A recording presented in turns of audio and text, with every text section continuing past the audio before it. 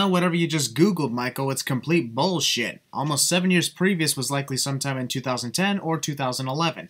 By that time, Jeff Hardy was long gone, and Matt Hardy was either gone too or close to it. They last teamed in WWE in 2009, which was 8 years ago. And it fucking kills me to say this, but despite the fact that the Hardy Boys were my childhood heroes, I gotta add in a sin because they were randomly given a title match when they first showed up, instead of earning it in #1 contenders matches. And because I can't let my personal feelings get in the way of my job as the WWE Sins guy. Matt Hardy!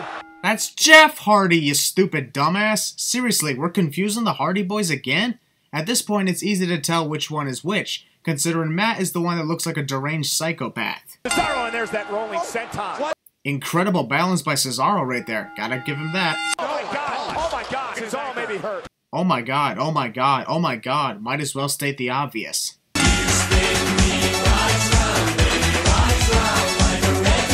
Guys, this is an interesting Swiss 19. Always a sin because it's one of the most ridiculous replicas of the 619 that I've ever seen. Matt didn't even get hit by Jeff at all in that collision, but he decided to fall down anyway. Did his broken mind believe that they were doing Ring Around the Rosie? Well, this isn't the first ladder introduced, but I'll alter this into ladder introduced is too small to reach the prize cliche and move on. Oh, we were so close. We? What do you mean we were so close, Byron? You're not even involved in this freaking match. How could we be so close when Enzo Amore was the one that was so close?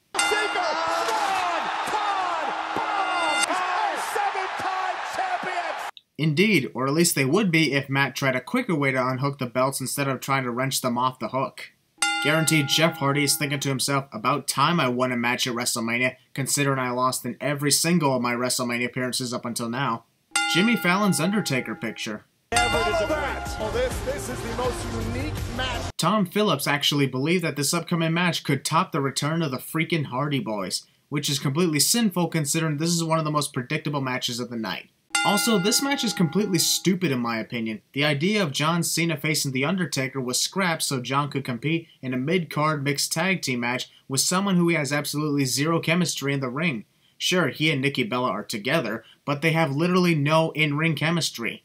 Also, why is this Al Roker guy a guest ring announcer again? This is one of the most random things I've ever seen in WrestleMania history. Also, this match only exists so that John could propose to Nikki, thus making one of the most predictable outcomes in the history of WrestleMania, and the most predictable proposal in the history of proposals. I am madly in love with... Skip! Why? Not why is Jerry Lawler out here, but why this match out of all the other easily better matches? You can call me Chocolate Thunder! Chocolate Thunder. Maryse! Maryse? Who the hell is Maryse? WrestleMania is a dick to Russians. It took me 17 minutes today to start of the show. I'd be completely exhausted by the time I made it to the ring if I ran like that. LOL. I bet Maryse is thinking to herself, how the hell am I supposed to wrestle when my hair is always blowing in my face? We're seriously gonna waste our time posing for the fans? This event is 5 hours! Hope you don't mind that I am using your back as a pillow. I got really exhausted from running down that long-ass ramp. It's been all Miz here for the last few minutes. As usual. And by as usual, I mean that anytime John Cena is in a match, he takes his cliched beatdown from his opponent for about 5 to 10 minutes before he does the bullshit Superman comeback. Look at Maryse! Oh, and Maryse! Apparently, whacking your hand on the ring apron causes your head to hurt. Logic, am I right? Cena trying to save Maryse here. What?! John Cena trying to save Maryse? That's The Miz! How the hell can you confuse John Cena with The Miz in any way? The referee counting both Miz and Maryse's shoulders, because Miz was not even legal in the match and thus his shoulders should not be pinned at all. Also, the referee just allows all that to happen instead of doing his job and getting the illegal wrestlers out of the ring.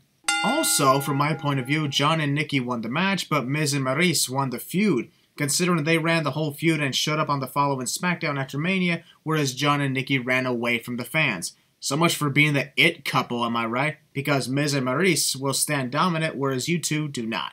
Also, this event gets an automatic 5 sins because John Cena once again runs away from the fans and the kids who love him despite promising that he would never do that, stupid part-timer. The winner of the match! That would be winners of the match, not winner. You see, this is why you shouldn't allow people with no ring announcing experience to announce a match. You mean to tell me that ring didn't fall out of John's pocket at any point during this match? Because I saw him pull it out of his pocket, meaning it was there throughout the entire match. Stephanie Nicole Garcia-Colas. Wait, her name's not Nikki Bella? You lied to us. LOL. Will you marry me? 3 sins are being added to this moment, but I'll go through them individually. First off, this wasn't a storyline proposal, this was a legit proposal, which has no business being in the middle of a 5-hour-long scripted show. Secondly, John referring to Nikki by her real name means these two are no longer in character, and thus I sin them for breaking character in the middle of WrestleMania. You don't see people breaking character in the middle of a Star Wars movie just to propose to someone, do you? And of course, this was the most predictable proposal in the world. Hell, I'm surprised that Nikki was overwhelmed with emotion on something that even she could see coming 50 miles away. Proposals are supposed to be out of nowhere! It'd be more shocking if John proposed to Nikki the week before WrestleMania. But honestly, from my point of view, the real highlight of this match was John Cena finally defeated The Miz at WrestleMania. It took him 2 tries to beat Miz at Mania. Oh yeah, and skip! Unsanctioned match? Then what was all that bullshit of calling it a non-sanctioned match? Hold up his end of the bargain, and he couldn't do it. Triple H is stupid enough to think that Seth Rollins getting injured was a sign of weakness. It's not like Hunter had both of his quads reattached and had several other injuries as well. Ha! That'd be ridiculous because he's the game. And you spit in my face! You got hurt, which means you spat in my face. That makes sense. For some reason. Fuck yeah, Metallica always gets a sin remover. This was the best entrance at WrestleMania in my opinion. Once again, Hunter reigns supreme when it comes to entrances at WrestleMania. Although, I laugh every time I think about this. It looks like Hunter is riding to the ring on a giant metal tricycle. I don't know why I'm revving this engine, but I am, so deal with it. Is brought to you in part by Final... Skip! Also, that's the second damn time that you advertise Final Fantasy during this event. Enough already! Seth didn't take that torch with him to the ring. Would have made a hell of a badass start to the ring trying to burn Hunter. Let's go! Seth must have been listening to Sami Zayn's entrance theme before he showed up tonight. From the direction Seth was pushing him, Hunter should have gone crashing into the corner of the barricade, but somehow that kick pushed Hunter to the left instead. Seth is addicted Germans. Dangerous situation for the game. Seth attempting to give Hunter a wedgie. Ow! That hurts when you kick the rope. I can feel the rope's pain. Looking for a sunset. Irony of flashbacks. Midstream. Buckle ball. I thought that move was banned ever since it killed Sting's career and severely injured Finn Balor. Seriously, that shit is extremely dangerous. Why are they allowing this? Some sort of momentum and Triple H settle. To this day, I still don't get why Hunter jumps out of the ring like that. Might as well waste time all the way up here posing for the fans instead of delivering my crossbody to Hunter down below, thus giving him more time to recover. Triple H introduced a steel chair. One chair is dangerous, but I don't want it to be lonely. Here's a female chair for you. They love each other. Taking the higher ground, if you will. Hunter believes he has the high ground, thereby underestimating Seth's powers. Better not try it, Seth, otherwise Hunter may cripple your legs. Rollins. The ultimate form of spanking that I have ever seen. A frog splash right to the butt.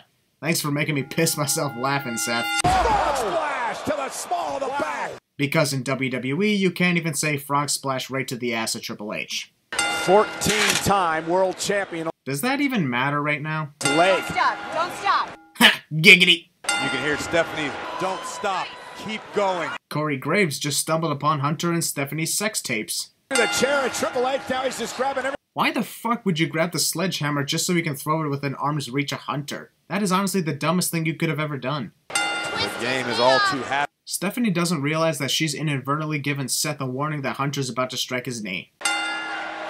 Phoenix Splash! About fucking time that Seth connects with a Phoenix Splash after all these years. How much more you can endure. More Triple H wedgies. Unsanctioned match. Oh no!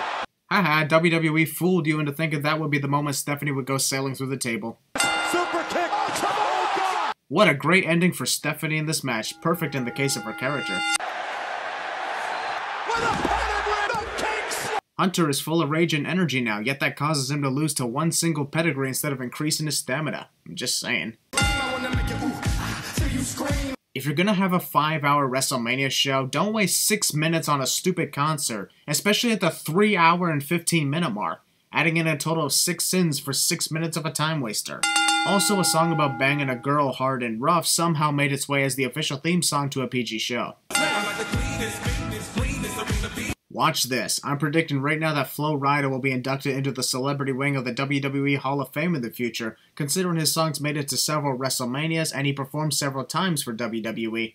Since Randy Orton won the Royal Rumble match, that means that he is supposed to be in the main event of WrestleMania. Or does that not matter anymore? At this point, they should change the statement of the Royal Rumble to winner gets a title shot at WrestleMania instead of winner gets a title shot in the main event of WrestleMania, considering they can't live up to their advertisings anymore. Well, I just shit my pants, and now I gotta clean up and get a fresh pair. Be right back. Bray Wyatt beginning his entrance when he's already halfway down the ramp. Same thing happens with The Undertaker later on. And if that's the case, then what was the point of having an 85-yard ramp in the first place? Why bother having a ramp that long if you're just gonna make some of your wrestlers start halfway there? In the eyes of many, people say that is awesome, having a Viper traveling down the ramp with Randy Orton. But when I first saw that, I thought to myself, I don't know if that's a snake or a giant sperm cell following Randy. Getting creeped out here. Presented by Snickers. WrestleMania is quite the boner for advertisements, am I right?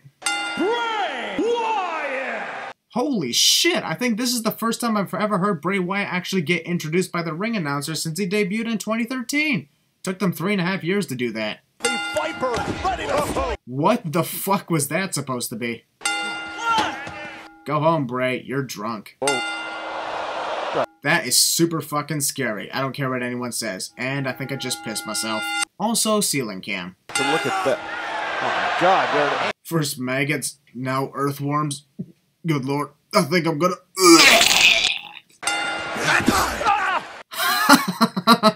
Oh my god. Randy reacted way too late for that stomp. Beat down. Considering this is a different video from part 1, I'm going to add in the 10-cent penalty again for the fans and their dumb 10 chants during countouts. And Randy Orton, the savvy veteran, gets... I bet Randy is saying, hey guy in the white shirt, were your parents retarded because you sure are special. Randy attempts the punt despite it being legitimately banned, thus we all know he'll never succeed cliche. This close to being terrified for the rest of my life now. I also think I just shit my pants. Since this is the 3rd time we've been creeped out, I'll remove 3 sins for quite the horror show. Oh, Randy Orton is champion! Wow, one single RKO and Bray goes down. And for the 2nd year in a row, the WWE Championship match at WrestleMania was pretty flat. Well, with the exception of those 3 freaky moments where I pissed myself, shat myself, and vomited on myself. Aside from that, this match was pretty sad and boring, and that sucks for WrestleMania.